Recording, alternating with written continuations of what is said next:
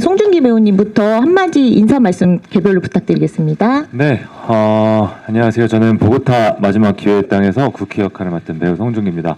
바쁘신 와중에도 오늘 저희 영화 보러 와주셔서 진심으로 감사드립니다. 고맙습니다. 네, 영화에서 수영 역을 맡은 배우 이희준입니다. 이렇게 시간 내주셔서 관심 가져주셔서 감사드립니다. 네, 보고타 마지막 기회의 땅 박병장 권혜우입니다. 반갑습니다. 네, 저는 작은 박사장을 연기한 박지환입니다. 와주셔서 감사합니다. 네, 국희 아빠 근태혁을 맡은 김정수입니다. 와주셔서 고맙습니다. 네, 훌륭한 배우들과 함께 일을 할 수 있었던 김성재라고 합니다.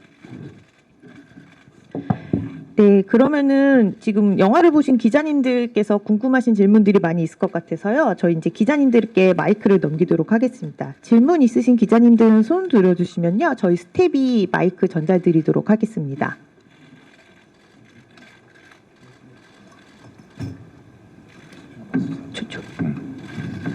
저기 네, 안녕하세요. 스포츠 한국의 이유민 기자입니다. 영화 재밌게 잘 봤는데요. 감사합니다. 네, 보고타 현지 촬영이 쉽지 않았을 것 같은데 배우분들 모두 낯선 환경에서 각자의 캐릭터를 살리기 위해서 어떻게 표현을 하셨는지, 어떤 영향을 미치셨는지 그런 거 답변 좀 해주시면 감사하겠습니다. 저희 배우들 각자 말씀드리면 될까요? 네, 맞습니다. 아버지. 네, 낯선 환경이라서 좋았고요.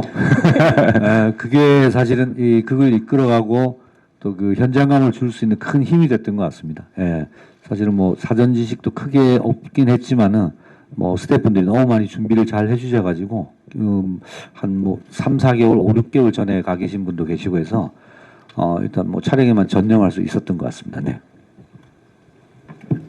뭐 제한된 공간에서 배우들과 이렇게 함께 밥 먹고 같이 시간을 매일 보냈어요. 그러다 보니까 작품을 이야기할 시간도 많았던 것 같고 거기서 많은 생각들을 공유할 수 있는 것들이 더 많아서 정말 좋은 시간이었던 것 같습니다. 네. 저희가 머물렀던 지역이 영화상에서는 6구역이었습니다. 좀 뭐랄까 꽤나 평화롭고 그런 공간이었고 저희 틈나는 대로 항상 숙소에 있기보다는 그 길거리 노천 카페에서 그 사람들의 뭐 호흡과 그런 분위기 느낄 때도 있었고 틈만 나면 호텔 옥상에 올라가서 옷 벗고 태닝하고 그래서 조금이라도 현지에서 살아온 사람의 느낌에 대해서 한번 가져보려고 애쓴 적이 많았습니다. 네. 저는 현지의 그런 리듬을 좀 느끼고 싶어서 살사 학원도 다녔었고요. 휴차한 날은 댄스 학원도 다녔었고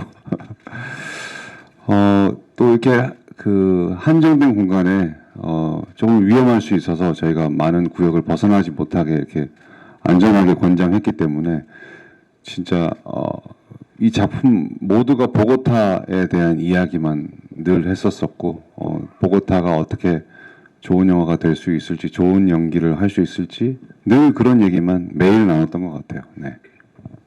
네, 선배님들 말씀 듣다 보니까 저는 거의 매 회차 촬영이어가지고 촬영이 더 많아가지고 선배님들 재밌게 노셨네요. 저 부럽네요, 갑자기.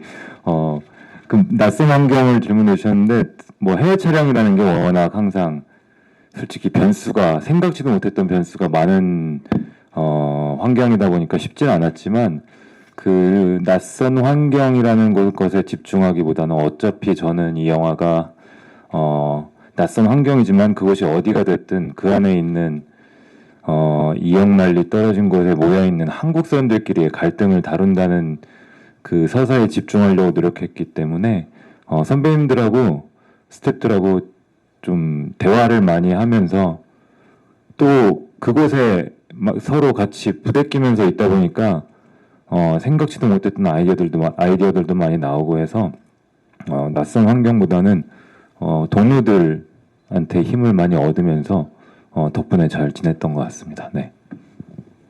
네, 이어서 다음 질문 있으신 기자님 손 들어주시면 저희가 마이크 전달드리겠습니다.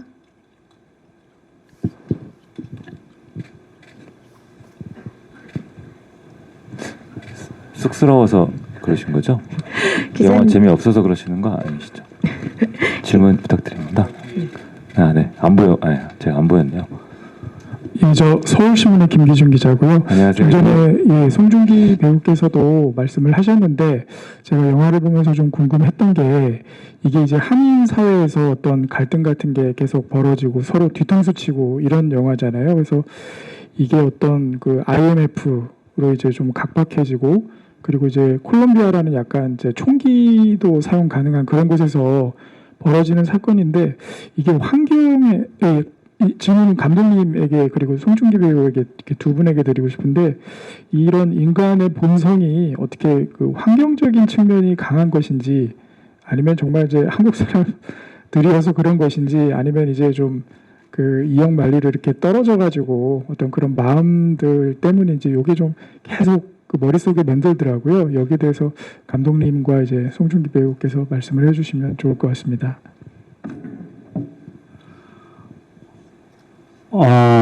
그거는 제가 이거를 장르적으로 범죄 드라마로 구성해서 그렇고요.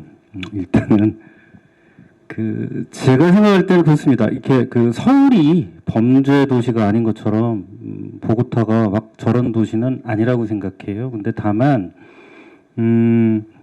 이게 이제 머나먼 곳으로 떠난 사람들에 대한 이야기를 다루고 그리고 이제 넓은 세계로 나갔는 줄 알았는데 나가려고 했는데 그러니까 훨씬 더 작은 공동체에 갇혀 있는 사람들의 그 욕망과 뭐 갈등과 뭐 우정과 배신 이런 것들을 다루다 보니까 영화적으로 극화하는 데 있어서 조금 더 이제 뭐 익스트림하게 갔다고 생각을 해요.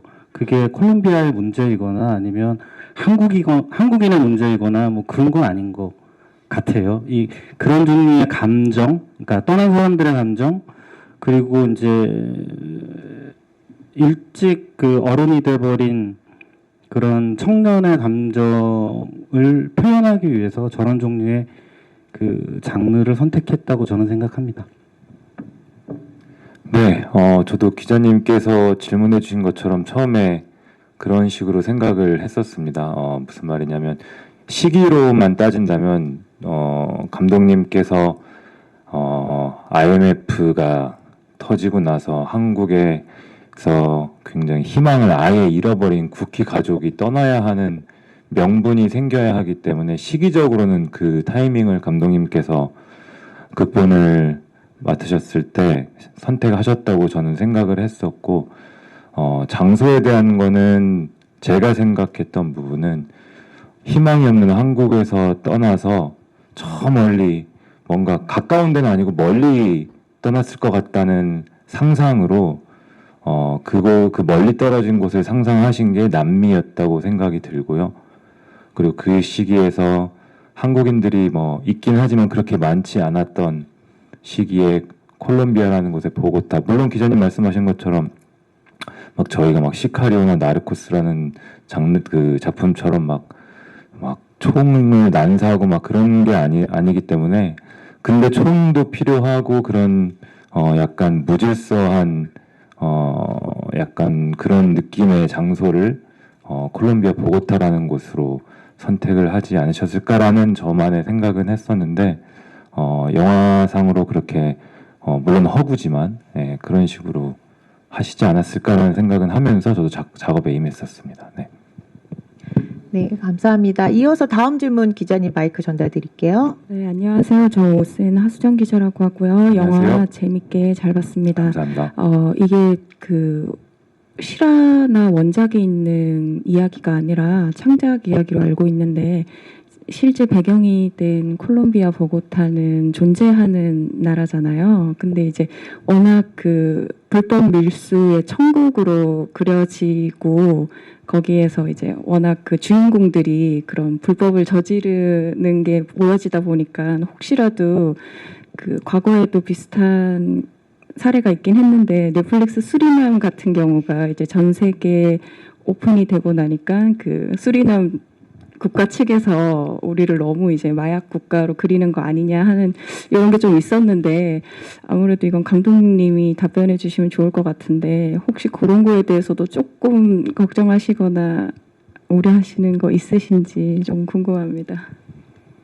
그런 종류의 뭐 일종의 구설에 휘말릴까봐 일부러 조심한 거는 없습니다. 근데 다만 그 여러분들도 아시는 그 파블로 에스코바르라고 하는 포브스지에서도 나왔던 그 마약왕이 80년대에 본격적으로 활동하고 93년도인가 그 메데진인가 보고타에서 죽은 거로 알고 있습니다. 근데 그 당시, 그러니까 이 영화 속에서 저가 설정한 그 시간 이전에 한 10년 정도는 실제로 보고타는 전 세계에서 가장 위험한 도시였습니다. 그리고 우리 영화 속 시대까지도 그런 여진이 남아 있는 것도 좀 사실이고요. 다만 말이 안 되게 그 어떤 그 일종의 그 뭐랄까요? 그러니까 장르적 허구를 부리려고 애쓴 거는 아닌데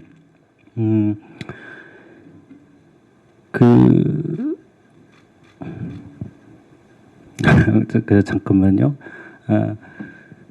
뭐 나라의 어떤 이미지를 훼손하거나 뭐 그럴 종류의 의도들보다는 그 오히려 이제 현실적인 소재들 아주 디테일한 것들은 그런 것들을 가지고 그 서사와 갈등을 다루는 방식에서는 범죄적인 요소들 뭐 이런 것들을 다루려고 했고 그리고 코프로덕션을 했던 그 보고타에 있는 현지 프로덕션들하고도 많이 얘기를 나눴어요. 근데 그 현지 프로덕션은 오히려 그 미국 사람들이 와가지고 이거보다 훨씬 더 험한 종류의 영화들을 많이 만들어봤기 때문에 제가 우려했던 그리고 기자님이 우려했던 저의 질문에 대해서 오히려 되게 아무렇지도 않은 듯 반응해서 안심했던 기억이 질문하니까 이제 막 나네요.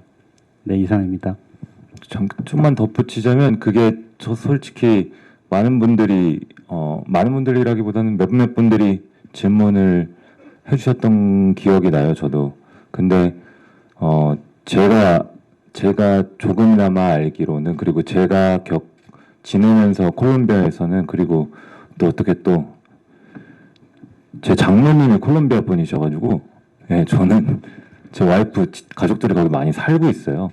그래서 저는 또 뭐 저기 교류를 하고 있다 보니까 제가 알기로는 조금이나마 제 조그마한 지식이지만 예전에는 그런 이미지들을 조금 부끄러워하거나 조금 그 이미지들을 걷어내고 싶어서 노력을 많이 했다고 들었습니다. 현지에 계신 분들이 감독님 말씀하신 그런 역사적인 인물 때문에도 그렇고요. 근데 제가 지낸 콜롬비아는 굉장히 흥이 많고 정이 많고 음식이 막 미쳤습니다. 예, 너무 맛있어요. 사람들도 정이 많고 전혀 그런 옛날의 이미지에서 벗어나려고 하는 분들의 그 노력도 봤었고 그래서 저는 굉장히 즐겁게 지냈던 기억이 많고요. 그래서 그런지 좀 더 저는 이제 또 가족도 있고 하니까 더 친근한 곳이라서 그런지 모르겠지만 그리고 저희가 촬영할 때만 해도 유튜브라는 매체가 발전이 안 돼서 콜롬비아에 대한 정보도 솔직히 접할 그런 게 없었는데 요새는 보니까 막 많은 여행 유튜버분들도 많으시고 그래서 좀 더 정보에 대해서 쉽게 얻으실 수 있을 것 같은데 보시면 아시겠지만 그렇게 이제는 뭐 그런 이미지들이 조금 지워지지 않았나 그런 생각에 저희 영화 때문에 그런 이미지가 더 괜히 안 좋게 보일 거라는 생각은 저는 조금 사실 덜하고 있습니다. 네. 네, 이어서 다음 질문 준비하고 계신 기자님 마이크 전달 드릴게요. 네, 저 중앙일보 나원정 기자입니다. 전 감독님과 송중기 배우님께 질문이 있는데요. 감독님께는 그 워낙에 전작도 그렇고 굉장히 치밀하게 그 관련 뭐 정황이나 배경들을 조사하시는 걸로 알고 있는데 이 이제 보고타에서 다루시니 이제 한인 사회의 소재 그 나라에 대해서 좀 관심을 갖게 되시고 좀 파고드시게 된 계기가 궁금하고요.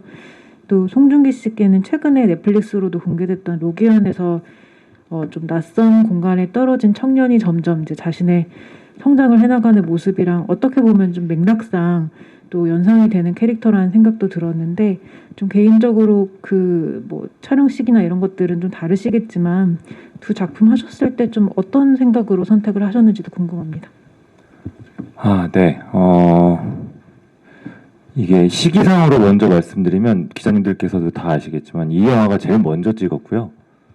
이 영화를 찍고 나서 찍다가 중간에 빈손조라는 드라마를 찍었고 끝나고 또 이 영화를 좀 더 찍고 마무리를 짓고 재벌집 막내 아들이라는 드라마를 찍고 화란이라는 영화를 찍고 그 다음에 이제 로기안이라는 영화를 찍었는데요. 시기상으로는 이 영화를 제일 먼저 찍었습니다. 그러니까 좀 제일 먼저 선택한 작품이었고 그 다음에 이제 한 횟수로 4년 반 지나서 로기안이라는 영화를 만난 건데 뭔가 저는 그런 생각으로 선택을 했던 것 같아요. 이제 보통 제가 이제 개인적으로는 부족하지만 드라마라는 매체를 하면 그 다음에는 영화라는 매체를 하고 그 다음에 또 이렇게 하는 거를 좀 제 밸런스에 맞다고 생각하는 편인데 드라마를 선택할 때는 이제 드라마는 아무래도 시청자분들께 조금의 판타지를 안겨드려야 되는 그런 게 있기 때문에 조금 영화에서 제가 선택하는 것처럼 요금은 감정적으로 정서적으로 좀 스산하거나 어두운 작품을 드라마 할 때는 선택을 할 수가 없는데요. 현실적으로 그런 것들을 제가 영화에서는 조금 많이 개인적으로 제 취향을 고집하는 편인 것 같아요. 그러다 보니까 기자님께서 느끼신 것처럼 약간은 비슷할 것 같은 정서를 느끼셨을 것 같다는 생각도 들고요. 그리고 제가 느꼈을 때 근데 둘의 캐릭터의 살짝 다른 부분은 저만의 생각에서는 로기안이라는 작품이나 특히 화란이라는 작품에서는 제가 맡았던 캐릭터들이 조금 의욕이 없거나 삶의 주체의식이 전혀 없는 조금 우리가 흔히 말하는 메가리가 없다고 하죠. 그런 캐릭터라면 구키라는 캐릭터는 제가 그렇게 경험이 많지는 않지만 그래도 제가 선택했던 작품의 캐릭터 중에서는 굉장히 주체적이고 자기 의지가 확고하고 아주 그냥 욕망이 드글드글한 아주 욕망덩어리 캐릭터라는 생각이 들어서 그 정도의 콘트라스는 살짝 있지 않나라는 생각에 한번 변주를 해봤는데 네, 기억해 봐주셨으면 좋겠습니다. 감사합니다. 네, 감독님 답변 부탁드립니다.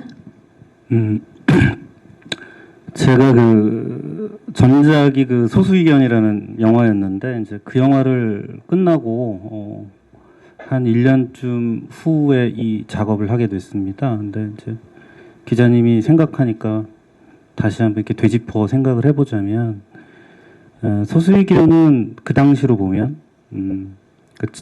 지금 여기 그러니까 한국 사회의 당대성을 그 표현하기 위한 사건 그리고 이제 그 사건을 둘러싼 어떤 마이너리티한 청년 변호사의 이야기였잖아요. 근데 그 영화가 끝나고 나서 당대성의 문제보다는 조금 더 이렇게 보편적인 감정 뭐 이런 거에 집중해보고자 한 그런 생각이 좀 들었고요. 그리고 지금 여기의 이야기가 아닌 이 멀리 떠난 사람들의 이야기라는 게 저한테는 매력 있게 다가왔습니다. 이제 요전에 질문에서와 마찬가지로 포함해서 말씀드리면 사실은 보고타가 아니라 그 어디라도 좋았을 것 같아요. 멀고 낯설고 생경하고 그런데 우리가 동경하지 않는 어떤 큰 도시가 이 지구상에는 많을 거잖아요. 그 중에 어떤 도시에도 작지만 한국인들이 살고 있고 그리고 모두가 이민을 갈 때 뭔가 꿈을 꾸겠죠. 넓은 세계로 나간다는. 그런데 가보면 막상 되게 작은 공동체 안에 갇혀서 살아서 훨씬 더 그 욕망이나 감정이나 이런 게 좀 선명하고 그러니까 밀도 있게 나타날 수 있는 뭐 그런 것들에 대한 매력 이런 것 때문에 선택했고 기자님이 말씀해 주신 것처럼 많은 취재와 인터뷰와 이런 범죄적 취재는 아니고요. 아주 디테일한 이런저런 것들 패딩 장사를 한다던가 지금 얘기해 보면 라쿠카라차라는 별명을 갖게 된 어떤 사람의 이야기, 그 다음에 콜롬비아에서 유명한 에메랄드 등등 생각해 보면 많은 것 같아요. 그리고 늘 성공하는 사람들은 보면 그 사회에 누군가와 꼭 연줄을 닿아야 한다라는 건 그건 여기도 마찬가지죠. 그런 아주 디테일한 그 재료들을 찾아서 그것을 어떤 장르적 구성을 해가지고 어쨌든 12년 동안의 연대기지만 관객들이 지치지 않고 흥미롭게 바라볼 수 있게 그런 이야기를 만들어 보고 싶었습니다. 네, 이어서 질문 준비하신 기자님께 마이크 전달드리겠습니다. 네. 네, 안녕하세요. 저 헤럴드팝 이미지 기자인데요. 안녕하세요. 먼저 송중기 배우님께 질문 드릴게요. 네. 그 한 인물의 좀 긴 서사를 연기하셨잖아요. 그래서 좀 다채로운 얼굴이 보였던 것 같은데 좀 그런 표현에 있어서 좀 힘든 점은 없으셨는지 궁금하고 좀 그 다채로운 얼굴 중에서 좀 스스로 생각할 때도 좀 새롭게 느껴지는 부분이 있으셨는지 궁금하고 그리고 감독님 포함 모든 배우분들께 질문 드리고 싶은데 이게 어쨌든 팬데믹 시기에 조금 촬영 과정도 좀 힘들었던 걸로 알고 있는데 올해 이제 마지막 날 이제 개봉하게 됐잖아요. 그 소감이랑 그다음 극장에서 봐야 하는 이유 또 이 영화에 대한 좀 자부심을 느끼는 부분이 있다면 말씀해 주세요. 역시 기자님 1타 4피 알겠습니다.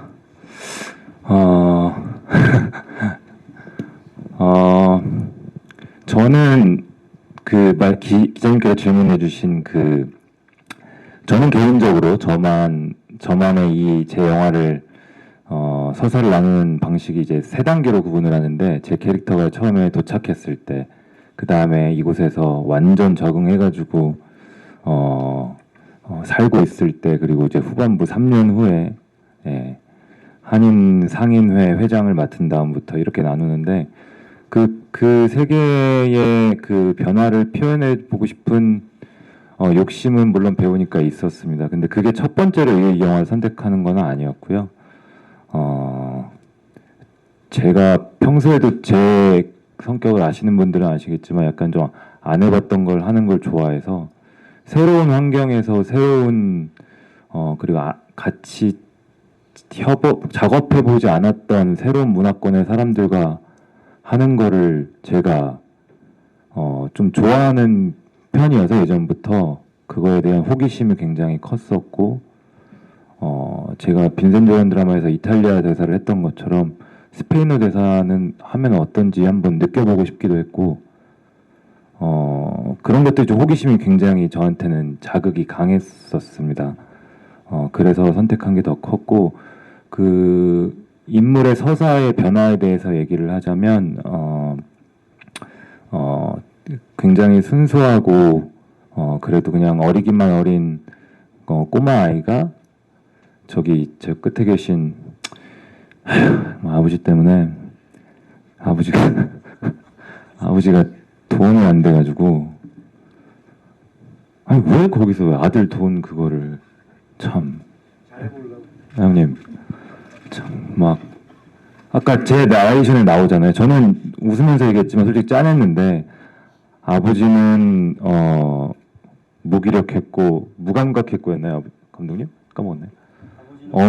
무능력했고 어머니는 무기력했다. 그러니까 저밖에 할 사람이 없는 거예요.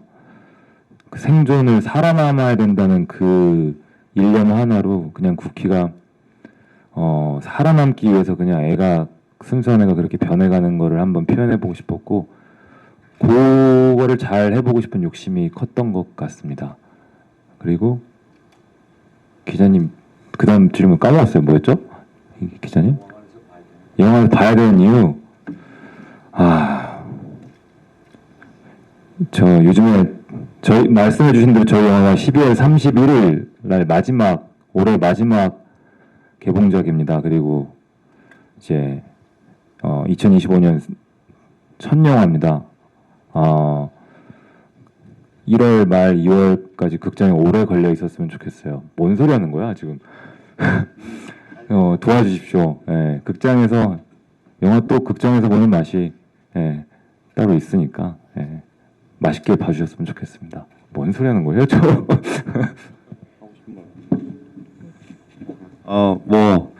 네, 오늘도 다시 영화를 봤는데 보니까 다 같이 애썼던 게 막 기억이 나고 지금도 이 마이크에 보고타라고 쓰여 있는데 좀 비현실적으로 느껴질 만큼 저희도 오래 기다렸었고 이렇게 영화로 극장에서 여러분들한테 인사드릴 수 있게 되어서 보고타가 너무 감개무량합니다. 네.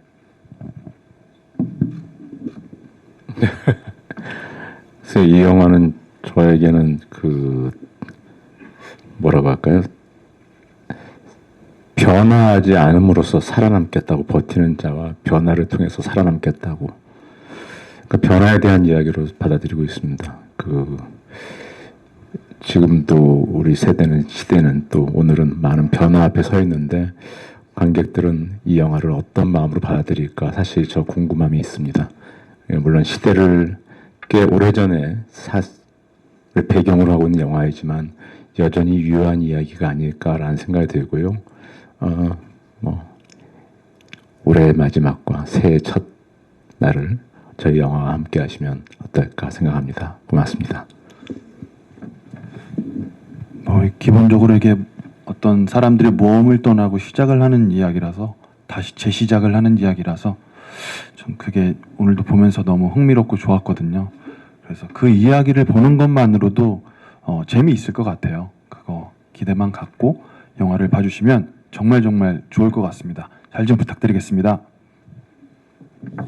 네, 저는 개인적으로 오늘도 영화를 봤는데 그 각 배우들의 이제 얼굴의 표정들이 진짜 변하는 게 이 작은 화면으로는 그게 보실 수 있을까 싶어 좀 아쉬움이 있어요. 그러니까 송중기 배우의 제 국희의 순수한 얼굴이 단단해지고 차가워졌다가 다시 되게 여유로워졌다가 이런 모습들. 그다음에 우리 수영이의 뭔가 큰 스케일의 남자가 됐지만 또 이게 지고는 못 사는 또 인정받고 싶어하는 그런 또 이렇게 변해가는 비참해진 얼굴.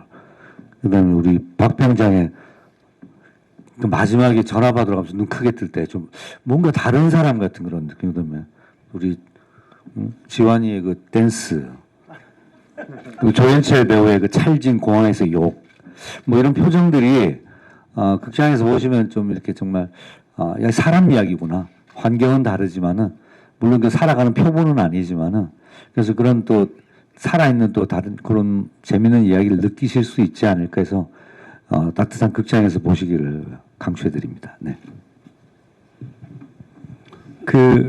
연대기 영화를 만드는 것에 대해서 두려움도 있었고 도전도 했던 것 같습니다. 연대기 영화는 늘 근사한 것처럼 보이지만 사실은 재미를 갖기가 참 쉽지 않은 것 같아요. 긴 시간을 2시간 안에 어떤 캐릭터들의 변화를 담아낸다는 게 저한테는 제법 흥미롭고 그 다음에 아주 괴로웠던 도전이었던 것 같기는 합니다. 근데 이제 영화를 보면서 인물들이 입장할 때와 죄다 다른 얼굴을 갖고 다른 감정을 갖게 하고 퇴장하는 배우들의 그 캐릭터를 보면서 함께 했던 시간이 저한테도 되게 공부가 많이 됐고 그 다음에 배우들을 더 존경하게 됐고 그리고 그런 것들이 관객들한테 잘 다가갔으면 좋겠습니다. 네, 감사합니다. 네, 지금 감독님께서 배우분들이랑 캐릭터에 대해서 말씀을 주셨는데 저희가 배우분들에게 공통적으로 다 같이 질문 하나 여쭤볼게요. 지금 이 작품에서는 보고타 한인사회에서 예측 불가능한 그 관계성의 변화들, 그 캐릭터의 관계성의 변화들과 또 배우들의 연기 대결이 쉴 틈 없이 펼쳐지는 보는 재미가 있는 작품이라는 의견이 있었는데요.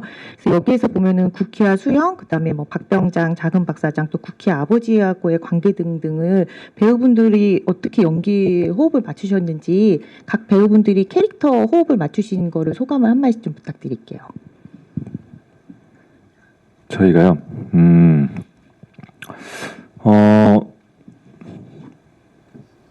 우와, 그러면은 다 얘기를 해야 돼요? 키 같은 경우에는 개인적으로 한 저는 번씩 희준이 형이랑 혜요 형님이랑 특히 또 종수 형님이랑 많이 함께 촬영을 했는데 일단 희준이 형께서 맡으신 수영이라는 캐릭터는 제가 시나리오를 읽었을 때부터 그리고 영화를 촬영하면서 끝까지 보고타라는 이 영화의 저한테는 처음과 끝이 수영이 형이라는 생각도 지난번에 제작 발표할 때는 아버지라고 그랬었는데 또 바뀌었네요. 그죠? 아버지 서운하세요? 죄송합니다. 근데 방금 말씀드린 이 선배님들께서 맡아주셨던 캐릭터들이 저에게는 계속 처음부터 끝까지 부딪히는 인물들이라서 특히 희준이 형하고는 처음 작업하는 거였는데 뭔가 저랑 일단 캐릭터 자체가 그리고 보여주는 이미지 자체가 약간 다르다는 거에서부터 시작해서 그런지 안도감도 들었었고 형이랑 나랑 좀 색깔이 다르구나 거기서 나오는 거를 좀 캐릭터에 표현될 때 이용해도 되겠다라는 생각이 들어서 처음부터 안정감을 가지고 같이 형이랑 했던 것 같고 그리고 혜호 선배님은 혜호 선배님도 이 작품으로 처음 뵀지만 이제 촬영을 하는데 솔직히 저는 선배님께서 연기해 주시는 박병장이 너무 약오르고 너무 속을 모르겠는 그런 감정이 촬영하면서 계속 들어서 좀 얄밉고 그랬었던 것 같아요. 선배님께서 워낙 그 부분을 잘 짚고 표현을 해주셔서 덕분에 저는 그냥 앞에서 선배님의 에너지 받아서 하기만 하면 됐었고 특히 마지막으로 저희 아버지 종수 선배님 같은 경우는 아까 보셔서 알겠지만 참 굉장히 멀끔하시고 굉장히 지금 말씀도 잘하시고 그런 멋진 형님이시는데 왜 저희 영화에서는 그렇게 아들 톤을 나 줘라 하며 이러면서 저를 막 영화 내내 끝까지 진짜 속을 문드러지게 하는 그런 캐릭터였는데 덕분에 이제 국희가 낯선 곳에서 살아남아야 한다는 그 아까 말씀드렸던 드글드글한 욕망을 꺼내야만 하는 그 처음 발화점이 아버지였기 때문에 그거를 덕분에 저를 미치게 달리게 해주려고 김종수 선배님께서 얼마나 제 감정을 뜨겁게 올리려고 선배님께서 더 노력해 주신 걸 제가 옆에서 봤기 때문에 이 자리를 빌어서 마음 깊숙이 진심으로 존경한다고 감사드린다고 하고 싶습니다. 네, 저는 수영 역을 준비하면서 제일 중점을 뒀던 것은 수영이란 친구가 왜 이렇게 국희를 마음에 들어 할까. 사실 그게 시나리오에 나와 있는 부분은 아니어서 왜 저렇게 국희를 좋아할까? 그리고 왜 저렇게 많이 챙기다가 결국 이제 수영의 입장에선 배신감을 느끼게 되는데 그렇게 마음에 들어하는 그 감정에 대해서 많이 고민을 했던 것 같아요.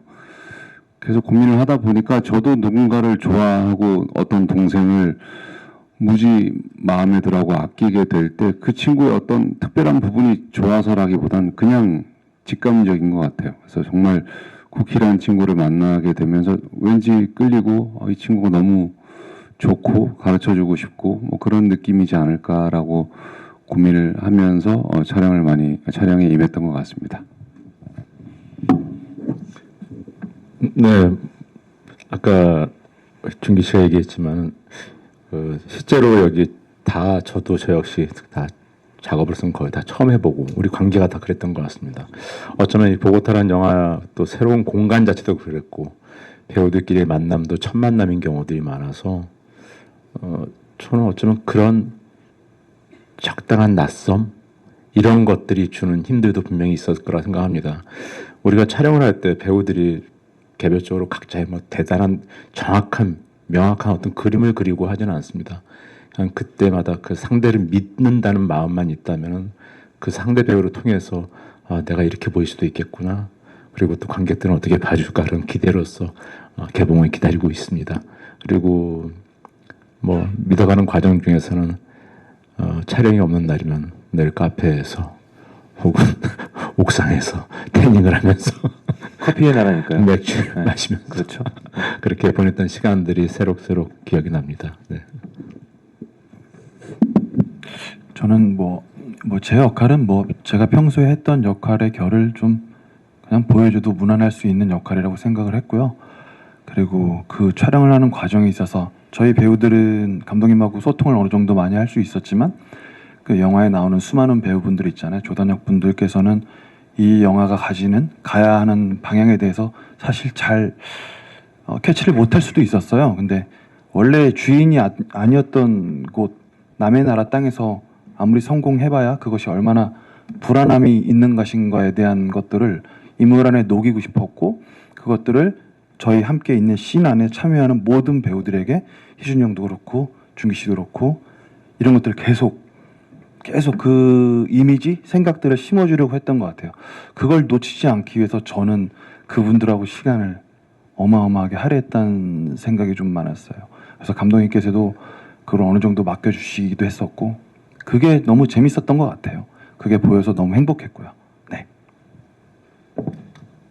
한국에서 떠나는 순간 사실은 콜롬비아는 늘 현장이었던 것 같아요. 사실은 그 다른 이야기들을 하고 뭐 당장 현장이 아니더라도 숙소에 있고 뭐 커피 한 잔을 하더라도 그 현장에 있다는 느낌을 사실 떨치기가 쉽지 않았어요. 네, 뭐 거기가 대단히 저희 있는 곳이 좀 안정되기도 하고 다른 곳은 진짜 실제 1구역 같은 경우는 낯설기도 하지만은 좀 위험한 일이 벌어졌던 곳이고 뭐 그런 느낌까지 받았고 사실 현장에 늘 가드분들이 계셨고 그럴 정도로 그래서 숙소에서 뭐 저랑 이제 그 국희 형 맡은 이제 준기 배우랑은 사실 그 이 드라마의 그 떠나게 된 시발점이기도 하지만 사실은 국희라는 인물이 변해가는 어떤 그 뿌리 같은 것이라서 그걸 좀 탄탄하게 만들어야 되겠다는 그 국희 생각이 그 되게 많았고 그래서 그 숙소에서 그런 뭐 자신 본인들의 이야기를 좀 이렇게 나누면서 좀 그 캐릭터를 좀 단단하게 잡아갔던 것 같고 그런 시간들이 드라마에 어떻게 보셨는지 모르지만 잘 녹여 들어갔으면 하는 바람이고 또 잘 봐주셨으면 하는 큰 바람이 있습니다. 네, 잘 부탁드리겠습니다. 네. 그 특별히 제가 그 박지환 배우에 대한 얘기를 뭐 이런 자리에서 하고 싶은 게 하나 있는데요. 영화에 출연하기 전에도 이미 범죄도시 1 같은 영화에서 아주 독특한 캐릭터로 관객들의 눈을 사로잡았고 그 이후에는 뭐 여러분도 아시다시피 모두가 사랑하는 배우가 됐는데 그런 거에 비하면 저희 영화에서는 오히려 되게 일테면 아주 장르적인 연기 굉장히 유능한 배우지만 가장 평범하고 가장 어쩌면 폭발하는 지점이 없는 역할을 맡아줬습니다. 그러니까 자기 역할보다는 이 작업 자체, 그러니까 이 영화 자체에 대한 이 관심을 표명해줬고 현장에서 특히 고마웠던 건 지금 얘기한 것처럼 여기에 없지만 그 샌안드레시토 시장에 있는 그 이민자 한산 그룹들의 그룹시어스들을 그 촬영할 때 늘 그 지환 씨가 그 배우들을 모두와 함께 그러니까 토론하고 리허설하고 그런 것들에 대한 이야기를 저한테 해주면서 연출의 많은 부분들에 대해서 지한 씨가 도와줬고 되게 작업 자체에서 헌신적이었어요. 그런 부분들에 대해서 이렇게 공식적인 자리에서 감사하다는 말을 하고 싶었습니다. 네, 말씀 감사합니다. 저희 질문 있으신 기자님 있어서 마이크 바로 전달드리겠습니다. 네, SR타임즈 심우진 기자입니다. 네, 안녕하세요. 네, 안녕하세요. 예. 그 앞에서 이제 나르코스 같은 해외 작품 얘기도 좀 하셨는데 저는 보면서 이제 이창동 감독님 초록물고기를 처음 봤을 때와 좀 비슷한 그런 몰입감과 좀 재미를 좀 느꼈어요. 와우. 예, 그래서 송중기 배우님 연기하신 그 쿠키 캐릭터 같은 경우는 좀 뭐 이렇게 좀 다르긴 하지만 그래도 그 초록 물고기 그 한석규 배우님이 연기하신 그 막둥이 모습도 약간 겹쳐 보였거든요. 그리고 뭐 사실 뭐 저 개인적으로는 이 영화가 로맨스 요소가 좀 빠져서 좋았습니다.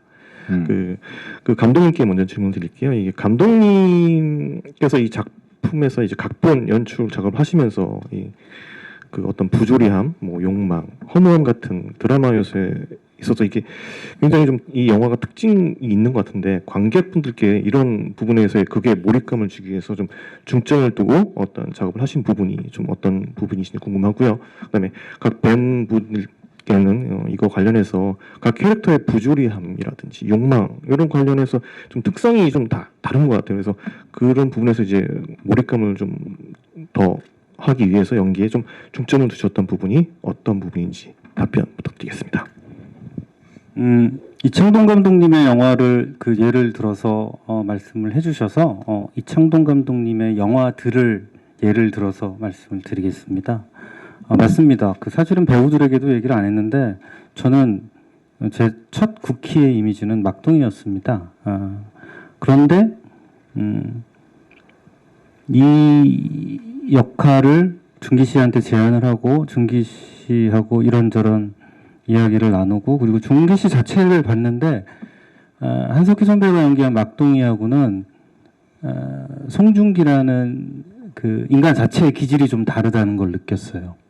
그러니까 훨씬 더 그 여리여리한 느낌에서 표독해지는 어떤 느낌이었다면 저는 준기 씨가 연기하는 그 어떤 세월 안에서의 변화는 그러니까 송중기라는 배우는 그 유약해 보일지도 모르고 부드러워 보일지도 모르는 그 얼굴을 하고 있는 것 같지만 사실은 되게 강단 있고 영화 속의 작은 박사장의 대사처럼 무대뽀 같은 면들이 있었습니다. 그런 약간 뭐 일종의 그 똘끼 도라이 같은 태도 그런데 젊은 어린 뭐 이런 느낌들을 10분 살려주면서 저는 다른 느낌 내가 처음 상상한 것과는 다른 느낌 그런 식으로 풀고 가는 송중기를 보는 게 되게 흥미로웠다는 얘기를 드리고 싶고요. 그리고 또 하나 이창동 감독님의 작품 중에 박하사탕이라는 영화를 좋아합니다. 그 영화가 보면 사실은 되게 긴 시절의 이야기거든요. 우리가 세월을 거꾸로 갔던 것을 기억할지도 모르겠지만 긴 시간에 어떤 그 시간의 단면을 잘라서 그 시절의 어떤 가장 중요한 사건을 중심으로 해가지고 세월을 점프를 해도 굉장히 몰입감 있게 바라볼 수 있는 어떤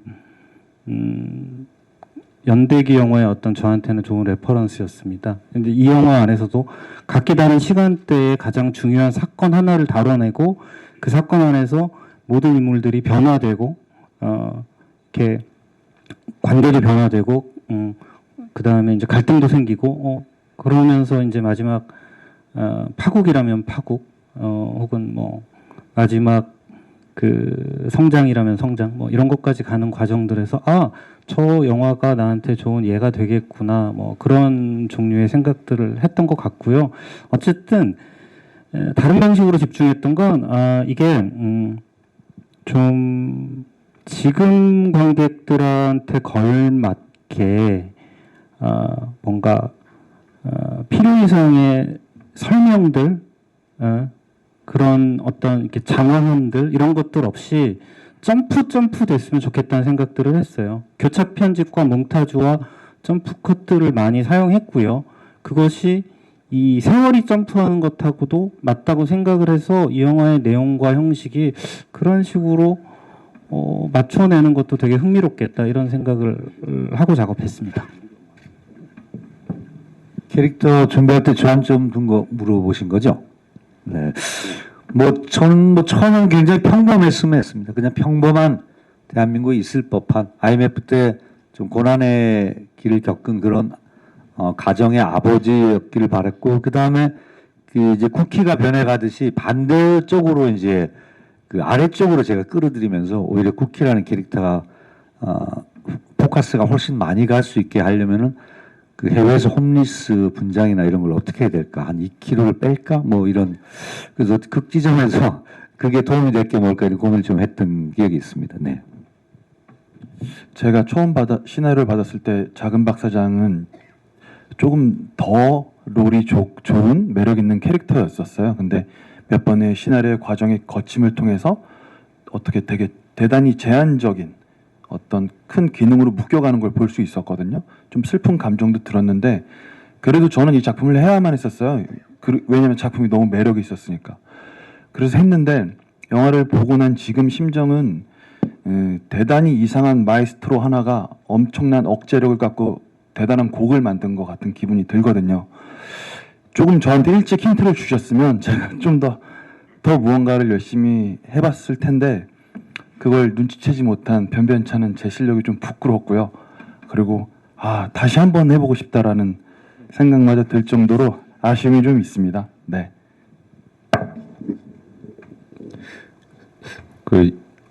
배우라는 직업으로 산 지가 30년이 훌쩍 넘었는데 여전히 후회합니다. 뭐 할 때마다 왜 그때 저렇게 했지?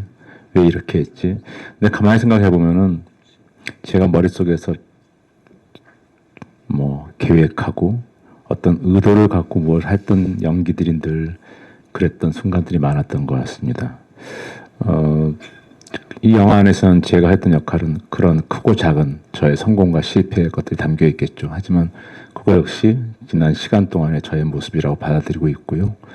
이 인물을 저는 결코 뭐 대단한 뭐 보스라고 생각해 본 적도 없고 그냥 살기 위해서 몸부림치는 사람이고 단지 한 세대가 교체될 때 그 교체 시기에 마지막 파고는 약간 높게 오지 않습니까? 그렇죠. 몸부림치는 한 사람 정도로만 인식하고 있었고요. 하여튼 31일이 기대됩니다. 궁금하고요. 네. 네, 저는 아까 말씀드렸듯이 쿠키를 좋아하게 되는 포인트를 제일 중점으로 뒀고 또 하나 말씀드리면 쿠키는 10대 후반부터 30대를 연기하지만 저는 30대부터 40대를 연기하거든요. 그래서 그 3년 후 나올 때 보면 약간 배가 나와 있어요. 예. 체지방을 그 30대 때는 8%에서 40대 때는 16%로 조절을 하는 피나는 노력을 또 했었습니다. 각자만의 집중했던 부분을 이제 저는 제 개인적으로 집중했던 부분을 말씀드리면 영화상에는 이제 조금 편집이 된 부분들이 있어서 보시지는 못했겠지만 제가 이제 스페인어를 하는 씬들이 꽤 더 있었습니다. 사실 저는 제가 좀 집중했던 부분은 스페인어였던 것 같아요. 그 이유가 이제 쿠키가 물론 변화하는 과정이 중점적으로 보이지만 그게 잘 보이려면 저는 쿠키가 콜롬비아에 정착했을 때 제대로 정착했다는 그 모습을 관객들을 설득을 해야지만 쿠키가 변하는 과정이 설득력이 있을 거라는 생각이 들어서 콜롬비아에서 그 스페인어를 좀 더 자연스럽게 잘하고 싶은 욕심이 컸었고요. 현지 배우분들하고 연기를 할 때 그냥 대사만 외워서 하는 게 아니고 좀 적절하게 제가 시의적절하게 애드립도 하고 굉장히 자연스러운 모습을 보여드리고 싶은 욕심이 컸어서 그 부분에 좀 집중을 했던 것 같아요. 그리고 감사하게도 어렵긴 했지만 되게 저는 스페인어를 배우면서 굉장히 재밌게 느꼈어서 더욱더 욕심이 났었던 것 같고 네, 그 모습에 집중했던 것 같습니다. 네, 말씀 감사합니다. 저희 시간 관계상 마지막 질문 없으시면은 마무리하려고 하는데 혹시 마지막 질문 있으신 분 저기 마이크 전달드리겠습니다. SBS 이주영 기자입니다. 마침 언어 얘기가 나와서 감독님하고 권혜요 배우님께 질문 드리겠습니다. 아까 송중기 배우가 권혜요 배우의 역할에 대해서 약간 뭐라고 그랬죠? 얄밉기도 하고 뭐 이렇게 표현을 했는데 박병장이라는 캐릭터는 굉장히 속을 알 수가 없는 그런 인물입니다. 근데 그런 인물에 이제 깊이를 부여하는 것 중에 하나는 바로 충청도 사투리가 쓰였기 때문이라고 생각을 하는데요. 이게 시나리오 단계부터 박병장이 쓰는 말이 충청도 사투리로 돼 있었는지가 좀 궁금하고요. 그리고 쓰시는 충청도 사투리가 굉장히 충청도 사람이 쓰는 것 같으면서도 살짝은 또 충청도 사람이 아닌 것 같은 느낌도 좀 주거든요. 그것은 아마도 우리 권혜호 배우께서 그쪽 출생이 아니셔서 그럴 수도 있지만 또 조금 한 겹 더 생각해 보면 일부러 쓰는 것 같다는 느낌을 개인적으로는 조금 받긴 했는데 그 부분에 관해서 좀 질문드리겠습니다. 네, 일단 시나리오에 확고하게 써 있었습니다. 그러니까 저 역시 평생 서울에서 나고 자란 사람이어서 제일 중요한 건 흉내내기보다는 정서를 이해하는 방식으로서 접근했었고요. 그리고 제가 완벽하지는 않겠지만은 제가 중점을 두고 싶었던 거는 이 사람은 70년대 월남을 거쳐서 그 사람 말이 만약에 진심이라면 박병장의 말이 어쨌든 80년대 이전에 남미 땅에 자리를 잡으면서 일종의 언어는 늘 그 사회 안에서 변화하게 되는데 대부분 이주인의 말은 고정되기 쉽거든요. 그래서 제가 썼던 말들은 대부분 좀 더 오래되신 그 충청도 70대 이런 분들의 주로 쓰시는 말들을 좀 많이 선택해서 썼던 거고요. 그리고 충청도가 워낙 접경 지역이 많아서 전라도 지역 가면 약간 비슷하기도 하고 경상 아시죠? 경상도 뭐 강원도 뭐 다 달라서 뭐 옳고 그름보다는 그냥 그런 마음으로 했었습니다. 네. 제가 태생은 제주도인데요. 유년기를 충청북도 청주에서 보냈습니다. 대학을 오면서 서울을 왔고요.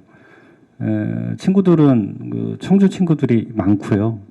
제가 잘 아는 말이고 익숙한 말이고 어떤 이 대본을 처음 봤을 때부터 박병장은 충청도 말을 써야겠다라는 생각을 했어요.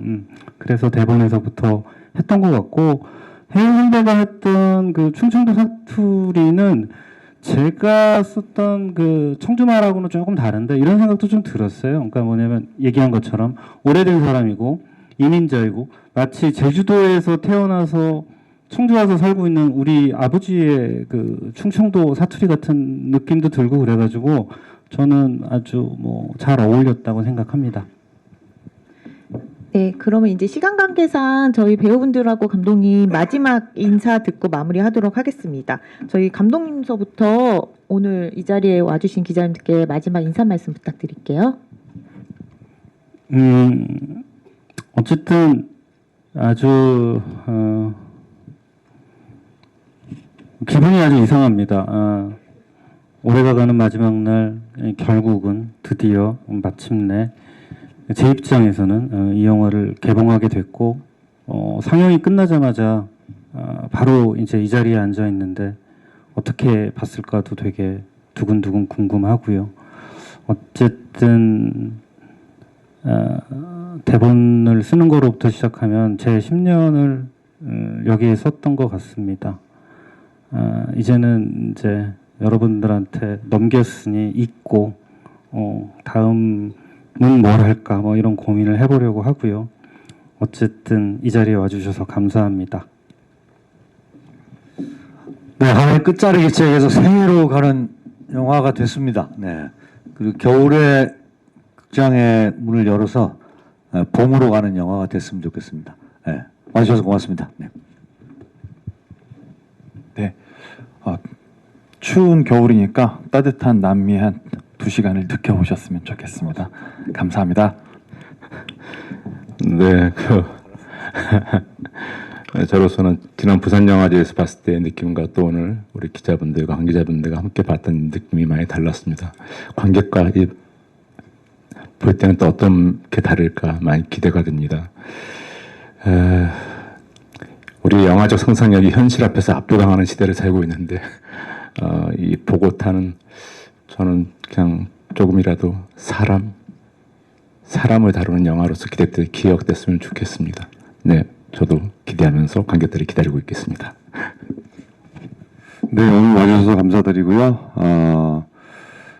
보고타, 저 머나먼 땅 보고타에 사는 한국 사람들의 이야기, 많은 관심, 사랑 부탁드립니다. 오늘 감사드립니다. 네, 저도 정말 오래전부터 작업해왔던 이 제 작품이 이제 관객분들께 인사를 드릴 수 있어서 정말 너무너무 마음 깊숙이 감사한 마음이 크고요. 잘 프로답게 겸손하게 당당하게 관객분들께 다가가도록 노력하겠고, 또 오늘 너무나 바쁘신 와중에 저희 영화 소개해 주시러 와주신 기자님들께 진심으로 감사드리고, 오늘 시간 관계상 못다한 이야기는 네, 라운드 인터뷰 때 성심성의껏 말씀드리도록 하겠습니다. 네, 오늘 감사합니다. 와주셔서 감사합니다. 고맙습니다.